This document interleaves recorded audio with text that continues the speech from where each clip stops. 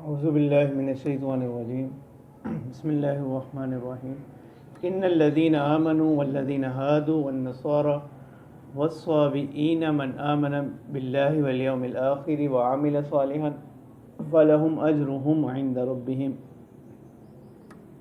ولا خوف علیہم ولا هم يحزنون۔ اب یہاں سے اللہ تبارک و تعالی ان لوگوں کا ذکر فرما رہے ہیں کہ جو آخرت میں کامیاب ہوں۔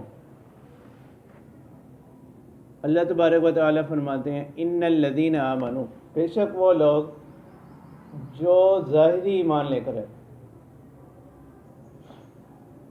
ٹھیک ہے، ظاہری طور پر ایمان لائے، مطلب دونوں حالت کی، خواہ دل سے قبول کیا ہے نہیں کیا، ٹھیک ہے، یہ ترجمہ کے اندر ظاہری ایمان کا ترجمہ اس وجہ سے کیا جائے گا، وہ آگے بات آ جائے گی۔ والذین ہادو، اور وہ لوگ جو یہودی ہیں، وہ لوگ جو ظاہری طور پر ایمان لے آئے، اور وہ لوگ جو اہل کتاب میں سے یہودی ہیں، والنصارى، اور جو عیسائی ہیں، والصابئین، اور صابی، من آمن باللہ والیوم الآخر وعمل صالحا، اب ان تمام میں سے جو ایمان لے کر آیا اللہ پر اور آخرت کے دن پر،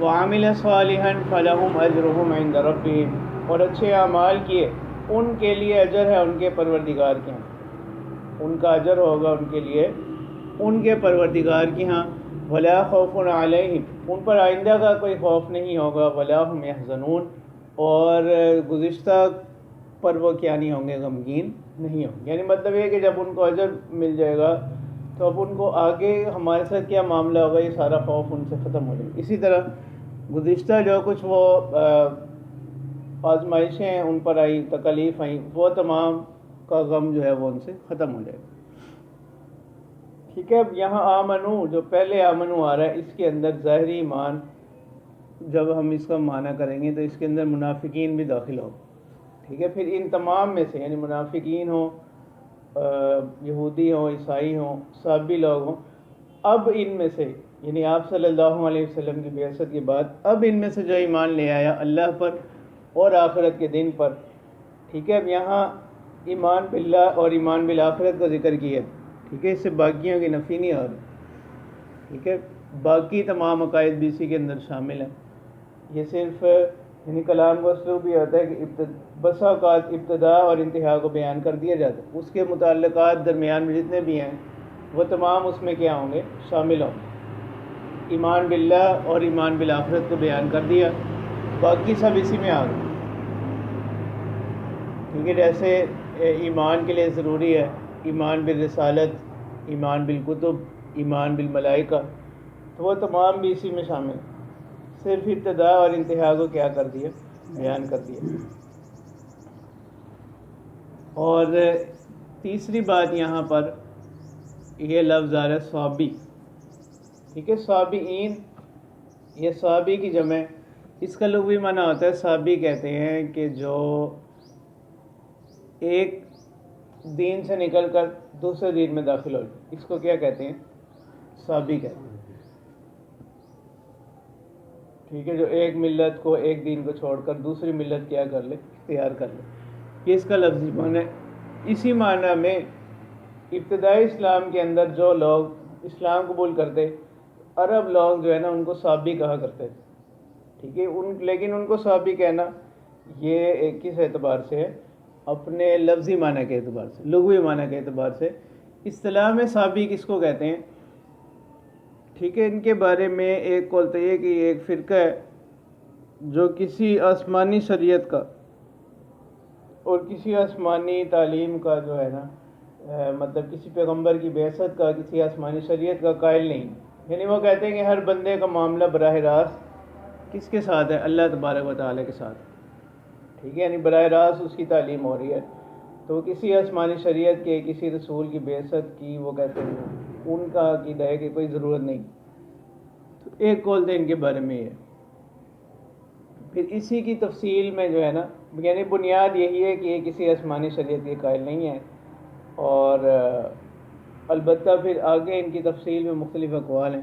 ایک تو یہ کہ یہ جو ہے نا فرقہ یا گروہ جو ہے یہ یہودیت اور مجوسیت کا مرکب، یعنی کچھ نظریات ان کے یہودیت سے لیے گئے ہیں اور کچھ مجوسیت سے.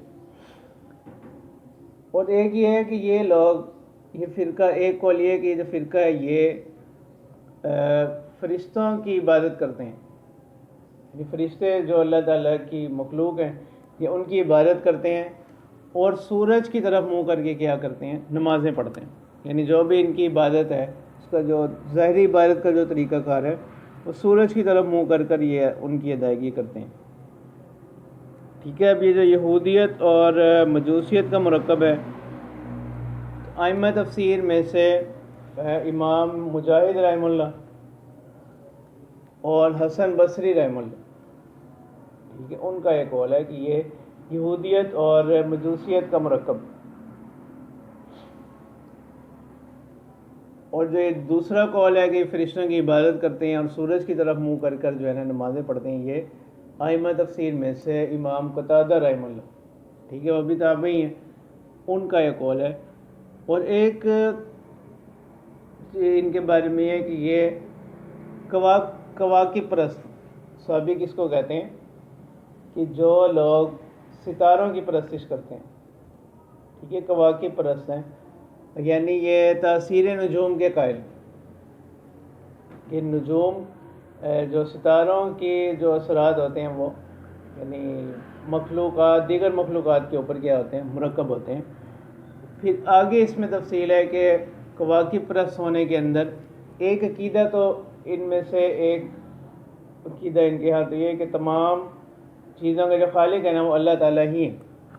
جتنے بھی مخلوقات ہیں ان کو پیدا اللہ ہی نے کیا ہے، البتہ اللہ تبارک و تعالیٰ نے ستاروں کی، کواکب کی تعظیم کا حکم دیا. ٹھیک ہے، یعنی خالق اللہ کو ہی مانتے ہیں تمام چیزوں کے، اور البتہ تمام مخلوقات میں سے اللہ تعالیٰ نے کواکب کو جو ہے نا ایک نمایاں حیثیت دی، ان کی تعظیم کا کیا کیا، حکم دیا. ٹھیک ہے، جیسے یہی نظریہ جو ہے نا آگے چل کر جو ہے وہ مشرکین ان کا بھی یہی تصور ہے. ٹھیک ہے، کہ وہ بھی یہی کہتے تھے کہ جو بت ہیں اللہ تعالیٰ نے ان کی تعظیم کا کیا حکم ہے. یعنی اصل وہ چیزوں کا خالق کس کو مانتے تھے، اللہ ہی کو مانتے تھے. جیسے قرآن پاک میں بھی جگہ جگہ اللہ تعالیٰ فرماتے ہیں اگر آپ ان سے پوچھیں گے کہ یہ تمام مخلوقات کس نے بنائی تو وہ کیا کہیں گے، لَيَقُولُنَّ اللَّهُ. اور ایک عقیدہ ان کا یہ کہ اللہ تعالیٰ نے جو ہے ان کو پیدا کیا، یعنی مخلوقات میں سے صرف جو کواکب ہیں ان کو اللہ نے پیدا کیا، پھر تدبیر عالم جو ہے نا وہ ان کے کیا کر دی، سپرد کر دی. ٹھیک ہے، یہ تصور بھی مشرکین کے یہاں پایا جاتا ہے. یعنی وہ کہتے تھے کہ اللہ تبارک و تعالیٰ نے بہت سے کاموں کا اختیار جو ہے نا وہ ان چیزوں کو کیا کر رکھا ہے، دے رکھا ہے. تو ایک قول تو یہ ہو گیا کہ ایک واقف پرست ہیں. پھر ان کے آگے مزید دو عقیدے ہیں. تو یہ کہ تمام اشیاء کے خالق اللہ ہی ہیں، لیکن اللہ تعالیٰ نے ان کی تعظیم کا حکم دیا. دوسرا ہے کہ ان چیزوں کے خالق اللہ تعالیٰ ہیں، پھر جو نظام عالم کی تدبیر ہے، یعنی ان معاملات چلانے کے اندر اللہ تعالیٰ نے ان چیزوں کو کیا کر رکھا ہے، با اختیار بنا رکھا ہے. تو راجح قول ان کے بارے میں یہی ہے کہ یہ لوگ جو ہیں کواکب پرست، صحابی کس کو کہتے ہیں، کواکب پرستوں، یعنی جو ستاروں کی تاثیر کے جو ہے نا وہ قائل. ٹھیک ہے، اب ان کو بھی قرآن ذکر کر رہا ہے کہ ان لوگوں میں گمراہ فرقوں کے اندر ان کو بھی اللہ تعالیٰ جو ہے وہ ذکر فرما رہے ہیں.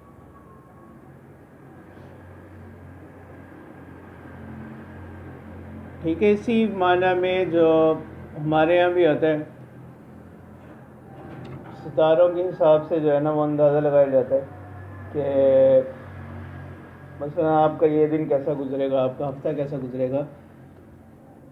ٹھیک ہے، اس پر اعتقاد کرنا ٹھیک ہے وہ بھی صحیح نہیں.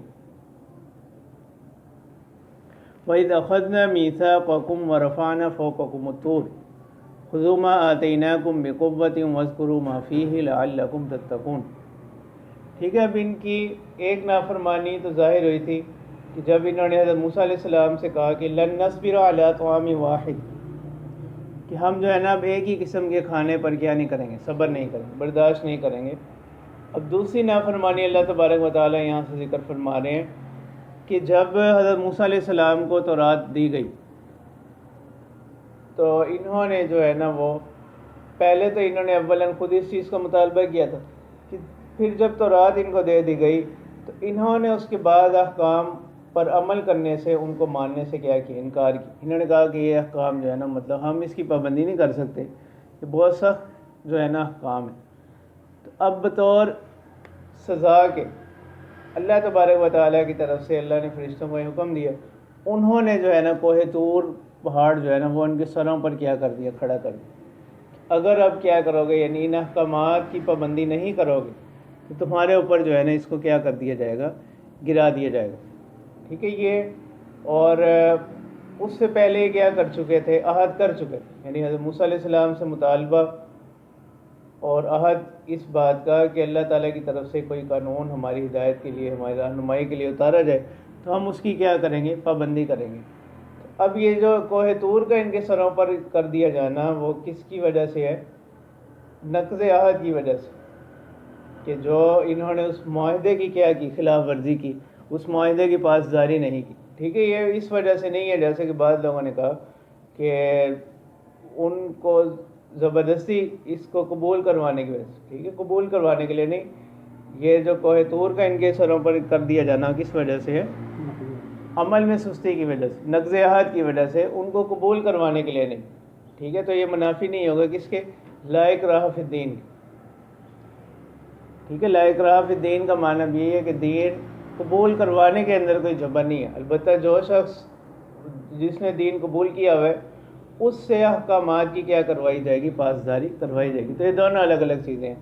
تو یہاں جو کوہ طور کا سروں پر کر دیا جانا ذکر کیا جا رہا ہے وہ اسی صورت میں ہے کہ جب مقصود کیا ہے، نقض عہد کے اوپر کیا کرنا، ان کو تنبیہ کرنا، ٹھیک ہے۔ جیسے حدود اور تعزیرات ہوتی ہیں، ٹھیک ہے، مثلا اگر کوئی چوری کرے گا تو اس کی کیا کر دیے جائیں گے، ہاتھ کاٹ دیے جائیں گے۔ تو یہ اسی قسم، اسی قبیل سے ہے یہ۔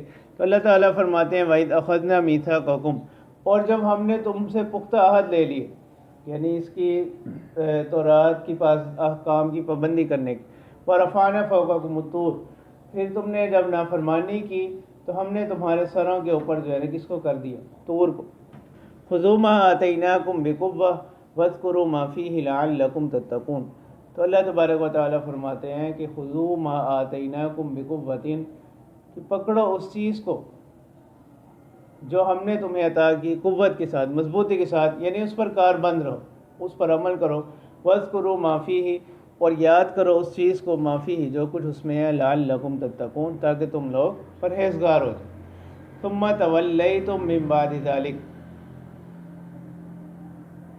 ٹھیک ہے۔ اب انہوں نے نقض عہد کیا، نقض عہد کی صورت میں ان کو یہ بطور تنبیہ کے کوہ طور ان کے سروں پر کر دیا گیا، اور اس وقت انہوں نے کیا کیا، یعنی مان گئے۔ پھر اللہ تعالیٰ فرماتے ہیں ثم تولیتم من بعد ذلک، پھر تم نے اعراض کیا، منہ پھیرا اس کے بعد، فلولا فضل اللہ علیکم ورحمتہ لکنتم من الخاسرین، ٹھیک ہے۔ اگر اللہ تعالیٰ کا فضل تمہارے اوپر نہ ہو، ٹھیک ہے، اس سے بھی معلوم یہ ہوا کہ اللہ تعالیٰ کی ذات جو ہے وہ حتی الوسع جو ہے نا، وہ بندے کو مہلت دی جاتی ہے۔ تو اللہ تعالیٰ فرماتے ہیں فلولا فضل اللہ علیکم ورحمتہ، یعنی ہونا تو یہ چاہیے تھا کہ تمہاری اتنی نافرمانیوں کے باوجود، یعنی انہیں فوری کیا کر دیا جاتا، سزا دے دی جاتی، ہلاک کر دیا جاتا۔ تو اللہ تعالیٰ فرماتے ہیں فلولا فضل اللہ علیکم ورحمتہ، اگر اللہ تعالیٰ کا فضل تمہارے اوپر نہ ہوتا اور اس کی رحمت، لکنتم من الخاسرین، تو تم لوگ ہو جاتے نقصان اٹھانے والوں میں سے۔ وَلَقَدْ عَلِمْتُمُ الَّذِينَ اعْتَدَوْا مِنْكُمْ فِي السَّبْتِ فَقُلْنَا لَهُمْ كُونُوا قِرَدَةً خَاسِئِينَ۔ اب یہاں سے جو ہے نا تیسری ان کی قباحت اور نافرمانی ذکر کی جا رہی ہے کہ بنی اسرائیل کے اندر، ٹھیک ہے، بنی اسرائیل کا اطلاق کس پر ہو رہا ہے، اب ایک جماعت پر ہو رہا ہے جو چلتی آ رہی ہے، ٹھیک ہے، انہی کے اندر مختلف انبیاء آتے چلے جا رہے ہیں، ٹھیک ہے۔ بنی اسرائیل صرف حضرت موسیٰ علیہ السلام کی قوم کے ساتھ خاص نہیں، ٹھیک ہے، بلکہ ان کے بعد بھی اور انبیاء بھی ان میں آتے رہے، اور ان سب کی جو امت ہے اس پر بھی کس کا اطلاق ہوتا ہے؟ بنی اسرائیل کا ہی ہوتا ہے، ٹھیک ہے؟ بنی اسرائیل سے مراد یعنی اولاد یعقوب علیہ السلام. تو یہی سلسلہ جو ہے وہ آگے جو ہے وہ چلتا آ رہا ہے، ٹھیک ہے؟ پھر یہ آ کر بدلے گا حضرت اسماعیل علیہ السلام سے. پھر حضرت اسماعیل علیہ السلام سے نبوت جو ہے وہ کہاں منتقل ہوتی ہے؟ آپ صلی اللہ علیہ وسلم کی طرف، ٹھیک ہے؟ ورنہ اس سے پہلے جتنے بھی انبیاء گزرے وہ کہاں سے ہیں؟ بنو اسحاق سے، پھر بنو اسحاق سے آگے بنو یعقوب سے، ٹھیک ہے؟ تو اولاد یعقوب کا ہی لقب کیا ہے بنی اسرائیل. تو اب ان کو حکم دیا گیا، اور یہ اس کا ذکر کیا جاتا ہے کہ یہ واقعہ ہے حضرت داؤد علیہ السلام کے وقت کا، ٹھیک ہے؟ ان کے وقت میں ہفتے کے دن جو ہے نا شکار کی ممانعت کر دی گئی کہ ہفتے کے دن جو ہے نا شکار نہیں کرنا. تو اب ان کی آزمائش کے لیے اللہ تعالیٰ کی طرف سے یہ ہوا کہ باقی دنوں میں تو مچھلیاں ہوتی نہیں تھیں، ہفتے کے دن زیادہ ہوتی تھی، ہفتے کے روز ان کی کثرت ہوتی، اور اس سے آگے جو ہے بقیہ دنوں کے اندر کوئی مچھلی نہیں ہوتی. تو اب انہوں نے ہیلا یہ نکالا کہ انہوں نے اس کو کرنے کے بعد اس کے اندر جو ہے نا وہ اس کے ارد گرد، یعنی ایک بڑا تالاب تھا، وہاں سے انہوں نے مزید چھوٹے چھوٹے حوض بنا لی، اس کے اندر یہ مچھلیوں کو جمع کر لیتے. اب اللہ تعالیٰ کی طرف سے جو ہے نا ان کو سزا دی گئی. پھر ان میں 3 لوگ ہو گئے. ایک تو وہ لوگ جو ان کو منع کرتے تھے، یعنی اس کام سے روکتے تھے، انہوں نے کہا کہ ہم اس چیز کا حصہ نہیں بنیں گے. انہوں نے تو وہ اس شہر کے اندر ہی علیحدہ ہو گئے، ٹھیک ہے؟ یعنی انہوں نے شہر کے اندر ہی ایک دیوار کر لی، اس دیوار کے ایک طرف اہل ایمان ہو گئے اور دوسری طرف وہ لوگ جو یعنی جنہوں نے یہ اس حکم کے اندر تعدی کی، زیادتی کی، یعنی منکرین ہو گئے. اور تیسرا گروہ ہے ساکتین کا، یعنی جو خاموش رہے، ٹھیک ہے؟ تو اب اللہ تعالیٰ کی طرف سے حکم یہ آیا کہ وَلَقَدْ عَلِمْتُمُ الَّذِينَ اعْتَدَوْا مِنْكُمْ فِي السَّبْتِ. اللہ تعالیٰ فرماتے ہیں کہ تحقیق تم جانتے ہو ان لوگوں کو الَّذِينَ اعْتَدَوْا مِنْكُمْ فِي السَّبْتِ، جنہوں نے حد سے تجاوز کیا، یعنی اعتدا یعتدی اعتدان، یعنی حد سے آگے بڑھ جانا، جنہوں نے حد سے تجاوز کیا. منکم فی السبت، کس کے اندر؟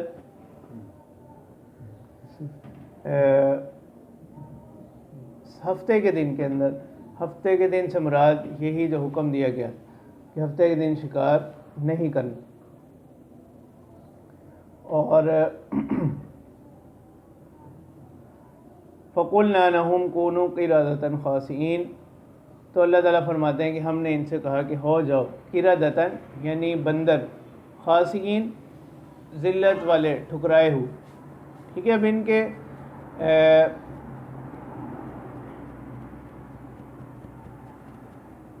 اب اللہ تعالیٰ کی طرف سے ان پر عذاب ہی آیا کہ یہ لوگ کیا کر دیے جائے، ان کو، اس پوری بستی کو جو ہے نا کیا بنا دیا جائے؟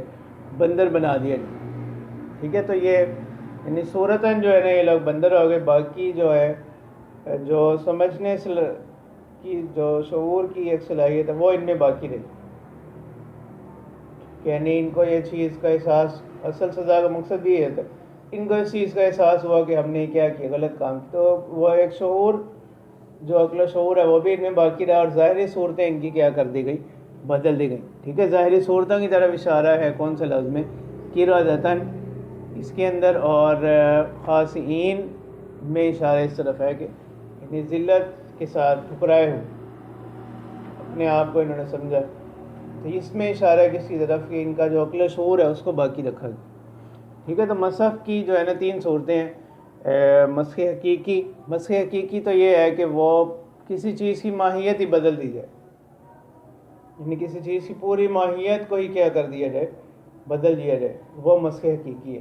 ایک ہے مسخ صوری. مسخ صوری یہ ہے کہ صرف صورت بدلی جائے، باقی جسم جو ہے نا وہی رہے، جیسے یہاں پر ہوا. مسخ حقیقی نہیں ہوا کہ ان کی ماہیت ہی بدل دی جائے گی، ان کو انسان سے کیا بنا دیا گیا؟ بندر بنا دیا گیا. مسخ حقیقی یہاں پر نہیں ہوا، بلکہ یہاں پر کیا ہوا؟ مسخ معنوی ہوا، کہ صورت بدلی اور باقی جو ہے نا اصل حقیقت جو ہے نا وہی رہی، صرف صورت بدلی گئی. اور تیسری چیز ہے مسخ معنوی. مسخ معنوی کیا ہوتا ہے کہ صفات نفسانیہ کا بدل جانا، یعنی عاجزی کی جگہ کون آ جائے، تکبر آ جائے، قناعت کی جگہ کون آ جائے، لالچ آ جائے. ٹھیک ہے، یہ ہے مسخ معنوی. صفات نفسانیہ کا یعنی وہ چیزیں جن کا تعلق انسانی نفس کے ساتھ ہے ان کا بدل جانا، شکر گزاری کی جگہ نافرمانی آ جائے. تو یہ ہے مسخ معنوی. تو روایات میں آتا ہے کہ یہ لوگ جو ہے نا 3 دن تک اسی حال میں رہے، پھر 3 دن کے بعد جو ہے نا ان کو کیا کر دیا گیا، مطلب یہ تمام لوگ ہلاک ہو. ٹھیک ہے، اور وہ لوگ جو ان سے الگ ہو گئے تھے انہوں نے جب اگلے دن دیکھا کہ یہ لوگ، ویسے تو انہوں نے شہر میں ایک دیوار کر لی، انہوں نے جب اگلے دن دیکھا کہ ان لوگوں میں سے کسی کی آوازیں سنائی نہیں دے رہی، کوئی نظر نہیں آ رہی، تو جس طرح وہ ان کے گھروں میں جا کر انہوں نے دیکھا تو یہ تمام لوگ جو ہے وہ مطلب بندر بنا دیے گئے تھے بطور سزا کے. تو 3 دن تک یہ اس کے بعد زندہ رہے، اور 3 دن کے بعد انہوں نے یعنی یہ تمام لوگ ہلاک ہو گئے، وفات پا گئے، اور اس سے آگے جو ہے نا ان کی نسل نہیں چلی. ٹھیک ہے، مطلب یہ جس قوم جن لوگوں پر یہ عذاب آیا یہ وہیں پر کیا ہو گئے، ختم ہو گئے. ٹھیک ہے، اس سے آگے ان کی نسل نہیں چلی. فَجَعَلْنَاهَا نَكَالًا لِمَا بَيْنَ يَدَيْهَا وَمَا خَلْفَهَا وَمَوْعِظَةً لِلْمُتَّقِينَ. تو اللہ تعالیٰ فرماتے ہیں کہ ہم نے ان کو بنا دیا نکالن، عبرت، لما بین یدیہا، آئندہ آنے والوں کے لیے، وما خلفہا، یعنی جو لوگ اس وقت موجود، لما بین یدیہا موجودین کے لیے، وما خلفہا اور جو ان کے پیچھے آنے والے ہیں، وموعظۃ للمتقین یعنی جو اس وقت موجود ہیں بین یدیہا، وما خلفہا جو آئندہ آنے والے لوگ ہیں، ان کے پیچھے آنے والے لوگ ہیں، ان کے لیے ہم نے اس کو کیا بنایا، یعنی ان کو جو ہے سزا دی گئی، عذاب دیا گیا، اس کو ہم نے کیا بنا دیا، اس قوم کو عبرت بنا دی. وَمَوْعِظَةً لِلْمُتَّقِينَ اور یہ کیا ہے، نصیحت ہے کہ اس سے سبق حاصل کریں. للمتقین نصیحت بنایا اس کو کس کے لیے، متقین کے لیے، پرہیزگاروں کے لیے. یعنی حقیقی طور پر قرآن سے فائدہ اٹھانے والے یہی لوگ ہیں، تو اس لیے بطور خاص جو ہے وہ ان کا ذکر کیا گیا. تو یہ انجام ہوا ان لوگوں کا جنہوں نے یعنی ظاہری حکم جو ان کو دیا گیا تھا اس کی نافرمانی کی، اور اس کی صورت بھی انہوں نے یہ بنائی کہ انہوں نے ہیلے کے ساتھ مختلف طریقے بنا لیے. اس پر بھی اللہ تعالیٰ کی طرف سے ان پر کیا ہوا، عذاب ہے. ٹھیک ہے، نفس ہیلہ ممنوع نہیں ہے، یعنی ایسا ہیلہ کرنا جس سے کسی شریعت کے حکم کی صراحتاً خلاف ورزی لازم ہے. ٹھیک ہے، کسی کے حق کو اس کے ذریعے سے باطل کرنا مقصود ہو، اس کی ممانعت.